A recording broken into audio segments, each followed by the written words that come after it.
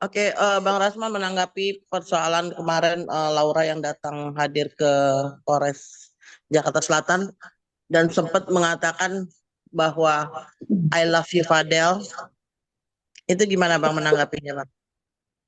Eh, Secara jujur, saya dan Fadel, juga Martin, Bintang, Pak Umar, Bu Titin, dan seluruh tim hukum, sementara posisi Fadel sekarang lagi di Malaysia, dan malam ini pengumuman untuk juara dari pertandingan dancer di tingkat internasional itu.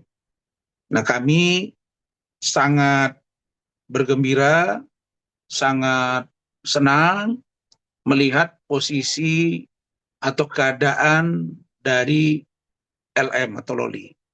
Kenapa? Karena ternyata apa yang disampaikan oleh Fadel ke saya bahwa Om tidak mungkin kalau Loli itu akan mengkhianati Fadel karena gua tahu dia benar dan gua juga benar dan kita lihat aja Om gitu. Nah ternyata ada upaya barangkali dari pihak NM atau mungkin dari kuasa hukumnya atau mungkin dari eh, omnya Loli misalnya ya, patut kita duga mereka mungkin tidak mau membuat ini ke publik terungkap. Ternyata ya wartawan sangat cermat. Wartawan ternyata bisa mengintai dan atau mendapat informasi yang menurut saya sehingga bisa langsung head to head dengan Loli. Walaupun Loli pada waktu itu buru-buru masuk ke dalam mobil. Jadi ada dua yang meyakini kami bahwa itu adalah keterangan setelah Loli diperiksa. Pertama, Loli ditanya oleh wartawan di kantor Polres Jakarta Selatan.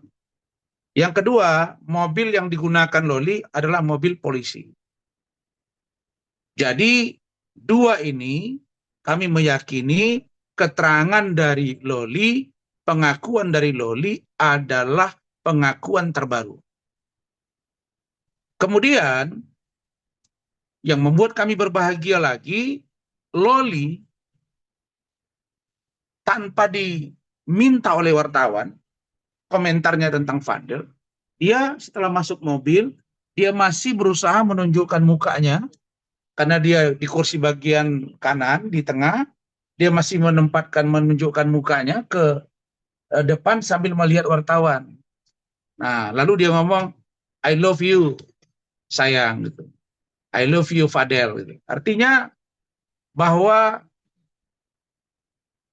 cinta antara Fadel dan Loli, saya lihat memang benar-benar tulus. Mereka ini mungkin ya, mungkin walaupun dikategorikan masih anak di bawah umur, tapi kalau di zaman dulu, umur 17 itu bahkan orang umur 16, 15 banyak sudah berumah tangga kan. Tapi karena aturan negara umur 17 itu atau 16 itu belum termasuk kategori orang yang dewasa, masih dianggap anak-anak.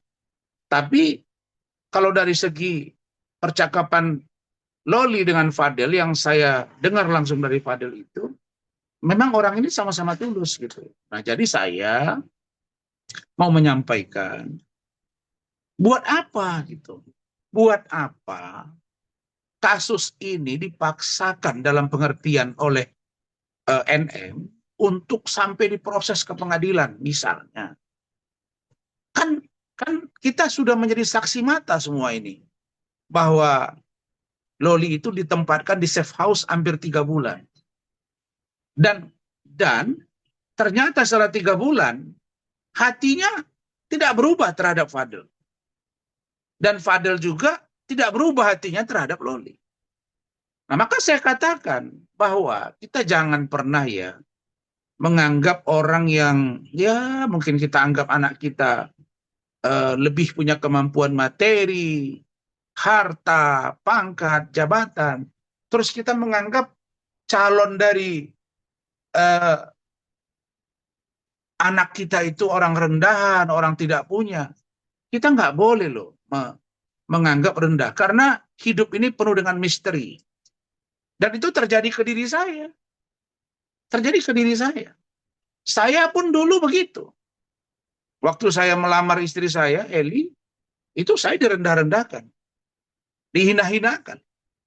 Tapi belakangan saya disanjung-sanjung gitu. Nah, jadi ini kita kan nggak tahu kalau besok ternyata Fadel ini dikontrak oleh IO luar negeri. Atau mungkin dia menjadi seorang YouTuber yang handal, bisa menghasilkan uang yang banyak. Kalau saya lihat dari segi ketampanan, ya secara jujur saya katakan, Fadel itu tampan. Kalau kita lihat dari segi Loli, ya saya kira sepadan lah buat seorang Fadel. Tanpa kita menganggap bahwa kata-kata saya ini sebagai upaya untuk memaksakan diri. Bukan. Saya hanya ingin menyentuh hati nurani dari NM. Menyentuh hati nurani dari omnya Loli. Menyentuh hati nurani dari adiknya NM. Menyentuh hati nurani dari pengacaranya. Ini kan fakta yang paling besar. Setelah 3 bulan di safe house, ternyata Loli mengatakan kata-kata masih sangat sayang kepada Fadel. Nah, karena itu kami dari tim hukum punya sikap yang terang bahwa kalau tidak ada pengakuan Loli yang memberatkan Fadel, kalau Loli mengatakan bahwa tidak benar ada aborsi, tidak benar dia dihamili oleh Fadel, maka penyidik jangan paksakan kasus ini. Walaupun misalnya disebut alat bukti itu di KUHP ada 5. Keterangan saksi, keterangan ahli, surat, petunjuk, dan keterangan terdakwa. Tapi orang yang paling berkepentingan dan orang yang paling objektif memberi keterangan di dalam kasus ini adalah Loli. Kenapa saya katakan Loli? Karena memang Loli lagi berseteru dengan maminya atau aminya. Dan ternyata safe house tidak cukup kuat untuk merontokkan cinta mereka. Nah, karena itu kalau saya NM, sudah, kalau saya ditanya ya, tapi kan saya tidak kejadian kepada anak saya, mudah-mudahan ya jodoh anak saya nanti semuanya baik, itulah harapan saya. Jadi kalau menurut pandangan saya ingin sentuh hati dari seorang NM. Kalau sudah begini posisi dari Loli, 3 bulan di safe house, habis diperiksa masih mengucapkan cinta kepada Fadel. Fadel pun mengatakan begitu. Nah, terus apa kita harus persoalkan persoalan hubungan mereka ini lagi? Tapi kalau memang itu harus dipaksakan, maksudnya NM memaksa harus ini diproses, ya monggo kita akan siap. Tapi ingat, penyidik jangan coba-coba paksakan kalau alat bukti tidak kuat. Saya katakan, untuk bisa dihentikan, memang seyogianya naik sidik dulu. Baru dihentikan. Jadi jangan dianggap naik sidik bentar lagi jadi tersangka. Apalagi tadi saya lihat ada statement dari live-nya NM yang mengatakan minggu depan akan dipanggil. Itu kan proses hukum. Harus memeriksa A, B, C, dan D, dan lain-lain. Terus dia bilang, oh itu kan keterangan Loli membuktikan bahwa mereka ada hubungan. Lah, memang dari awal Loli bilang dia memang pacaran sama Fadel. Kan tidak dilarang dalam KUHP pacaran dengan anak di bawah umur. Yang tidak boleh itu menikahi anak di bawah umur. Meniduri anak di bawah umur. Kalau anak di bawah umur pun kalau dia sudah dianggap dewasa, bisa minta izin ke kantor urusan agama. Untuk bisa diberi dispensasi mereka menikah. Banyak yang terjadi seperti itu. Jadi ini semuanya adalah gambaran nyata bahwa Loli dan Fadel hatinya benar-benar satu, dan menurut saya justru kalau ini dibelah dalam pengertian dipisahkan mereka, saya khawatir salah satu di antara mereka mungkin akan sangat tidak siap menerima ini, dan bisa jadi terjadi seperti orang yang dipaksa putus hubungan gitu. Karena dalam pikiran saya, ya mohon maaf ini, begitu umur 18 tahun, seandainya pun ada masalah hukum di antara mereka, saya yakin mereka akan pergi lari. Nggak akan bisa dihambat ini. Kenapa? Karena ini pikiran-pikiran yang muncul dari kedua belah pihak. Saya bicara ini sebagai seorang akademisi juga. Saya dosen sampai hari ini. Ya, di samping saya sebagai seorang lawyer, saya melihat dari perspektif ilmu jiwa perkembangan, psikologi antara Fadel dan Loli berat untuk dipisahkan. Kalau menurut saya, support saja sudah mereka ini. Kalau Anda anggap LM itu Fadel itu orang susah, ya bantu, kasih usahanya. Kalau memang Anda anggap dia tidak berpendidikan, ya sudah, arahkan mereka ke dunia pendidikan. Tapi kalau ini saling buka aib, saya kira kurang elok. Itu aib yang saya maksudkan adalah itu tadi saya informasikan kepada teman-teman, saya sudah komunikasi dengan Kementerian PPA, 3 orang dari pejabat di Kementerian PPA sudah memberikan keterangan di Polres Jakarta Selatan.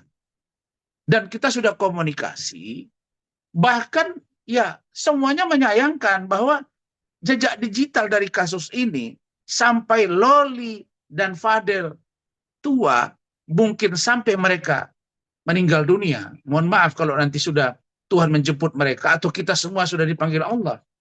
Maka jejak digital itu nggak akan bisa hilang. Apakah ini tidak dipikirkan matang-matang gitu loh. Itu yang saya ingin katakan. Jadi saya menjelaskan ini secara runut. Kami berkeyakinan bahwa keterangan Loli kemarin amat sangat membuka tabir bahwa satu, cinta mereka amat kuat. Yang kedua, bahwa dia dalam hal ini Loli tidak memberatkan keterangan atau tuduhan yang dialamatkan kepada Fadel dan juga Loli. Begitu. Bang, ini aku mau tanya Bang, seandainya gitu loh. Yang kan yang dilaporkan itu mengenai aborsi kan? 2, aborsi dengan pencabulan. Iya, oke lah yang pencabulan mungkin karena mereka pacaran. Kalau yang aborsi itu eh terlepas dari kasusnya Loli gitu sama Fadel. Seandainya ada 2 pasangan yang melakukan aborsi, kira-kira siapa yang kena yang dapat di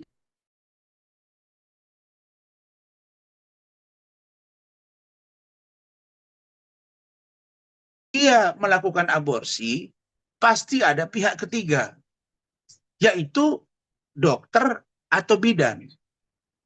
Atau mereka minum pil, bisa gugur. Tapi tetap akan ditelusuri, diteliti dari mana, apotek mana.